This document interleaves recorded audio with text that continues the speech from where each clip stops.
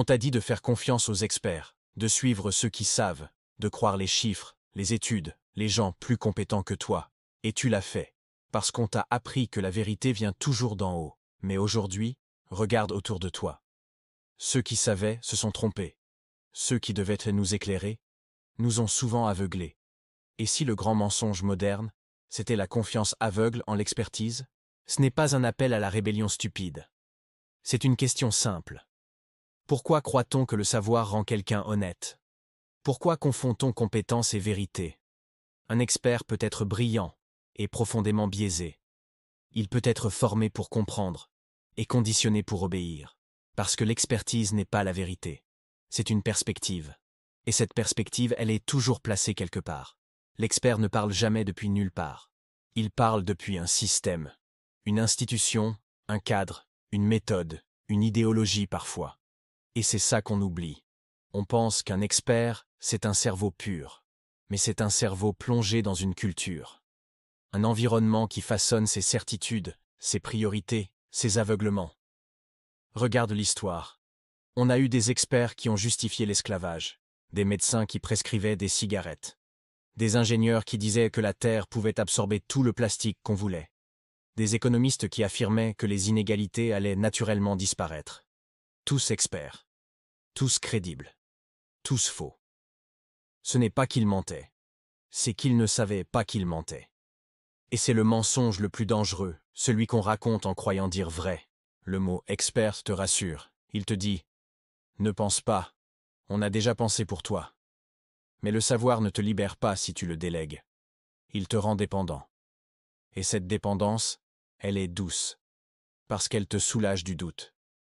Tu peux dormir tranquille. Quelqu'un d'autre s'occupe de comprendre. Mais cette tranquillité, c'est le prix de ta liberté intellectuelle. Le système adore les experts, parce qu'ils donnent un visage scientifique au pouvoir, parce qu'ils traduisent les ordres en arguments, parce qu'ils rendent le contrôle rationnel. On ne te dit pas « obéis », on te dit « c'est prouvé », c'est plus propre, plus moderne, plus convaincant. Les experts sont devenus les prêtres du monde rationnel. Autrefois, on disait « Dieu l'a voulu ». Aujourd'hui, on dit « les études le prouvent ». La foi a changé de costume, mais pas de fonction. Elle sert toujours à faire taire la pensée critique. Le vrai savoir, c'est le doute. Mais le doute, ça ne se vend pas. Le doute, ça ne contrôle personne. Alors on t'a appris à adorer la certitude. Et les experts sont les fournisseurs officiels de certitude. Tu veux savoir si quelque chose est vrai? Regarde qui le finance. Regarde qui le valide. Regarde qui y gagne. Parce qu'un expert sans contexte, c'est un aveugle qui guide un autre aveugle. Tu crois qu'il existe une science pure. Mais la science n'est jamais neutre. Elle avance dans une direction décidée par des budgets, des priorités, des peurs collectives. Elle te dit ce qu'on cherche, mais rarement pourquoi on cherche, et presque jamais ce qu'on ne veut pas trouver. Le vrai problème n'est pas les experts, c'est notre manière de les écouter. On ne cherche pas la vérité, on cherche la certitude. Et eux, ils nous la donnent, même quand elle est fausse. Souviens-toi, l'expertise n'est pas la vérité, c'est un langage. Un langage que tu peux apprendre, un langage que tu peux traduire, mais pas idolâtrer. Le danger, c'est quand l'expert devient l'argument. Quand on dit « c'est vrai parce que lui l'a dit ». À ce moment-là, on n'est plus dans la science. On est dans la religion de la compétence. L'intelligence n'est pas de savoir. C'est de savoir qu'on ne sait pas tout. Et c'est là que le système déteste les penseurs libres. Ceux qui doutent, questionnent, recoupent, vérifient. Parce qu'ils cassent la chaîne de confiance. Parce qu'ils refusent de croire sur parole. Mais si personne ne doute, qui protège la vérité? Si on suit aveuglément ceux qui savent, alors le mensonge devient une vérité officielle. Et c'est ainsi que l'histoire se répète. Aujourd'hui, on est dans une ère d'experts. Experts en tout. Santé, climat, finances, éducation, bonheur, amour. Mais rares sont ceux qui osent dire « je ne sais pas ». Et pourtant, c'est le plus beau signe d'intelligence. Celui qui ne doute jamais n'est pas un sage. C'est un croyant. Tu veux savoir si un expert mérite ta confiance? Écoute comment il parle de ses erreurs. Celui qui n'admet jamais s'être trompé est dangereux. Celui qui corrige, qui reformule, qui se remet en question, c'est celui-là qu'il faut écouter. Mais on préfère les prophètes.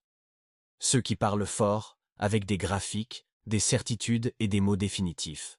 Parce que le doute ne fait pas d'audience. Parce que l'humilité ne se vend pas. Le grand mensonge des experts, c'est d'avoir transformé le savoir en autorité. La connaissance devrait libérer. Mais elle enferme quand elle devient hiérarchie. Quand celui qui sait parle à celui qui ignore, sans jamais l'écouter. L'intelligence collective commence là où l'expert se tait. Quand il accepte que la vérité peut venir d'un autre, d'un simple observateur, d'une intuition, d'un vécu. Parce que la vérité n'a pas de diplôme. Elle ne parle pas latin. Elle n'a pas de laboratoire. Elle s'impose simplement, par cohérence et évidence. Souvent, le bon sens voit plus juste que la théorie. Parce que le bon sens ne cherche pas à briller. Il cherche à comprendre. Le vrai expert, c'est celui qui simplifie sans trahir, qui éclaire sans dominer, qui apprend autant qu'il enseigne. Mais ces voix-là sont rares. Parce que le système préfère les experts qui rassurent, pas ceux qui éveillent. Regarde les plateaux télé. Toujours les mêmes têtes, les mêmes formules, les mêmes débats en boucle. On appelle ça le pluralisme. Mais c'est juste la diversité de façades d'un discours unique. Et si un autre avis arrive, on le ridiculise. Complotiste. Ignorant. Anti-science. Le vocabulaire du pouvoir n'a pas changé. Il sert toujours à exclure. La vérité n'a pas besoin de porte-parole. Elle se défend toute seule, quand on lui laisse la place. Mais tant qu'on la confie à des figures d'autorité, elle devient une marque déposée. Et la vérité ne devrait jamais être une marque. Alors, la prochaine fois qu'un expert parle, écoute-le, mais garde ta liberté.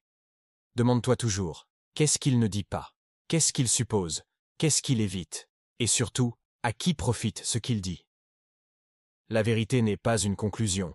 C'est une pratique, un exercice du doute. Et tu n'as pas besoin d'un diplôme pour douter, seulement du courage. Ne sois pas contre les experts, sois au-dessus de la croyance. Parce que le vrai savoir commence quand tu reprends ton droit de penser.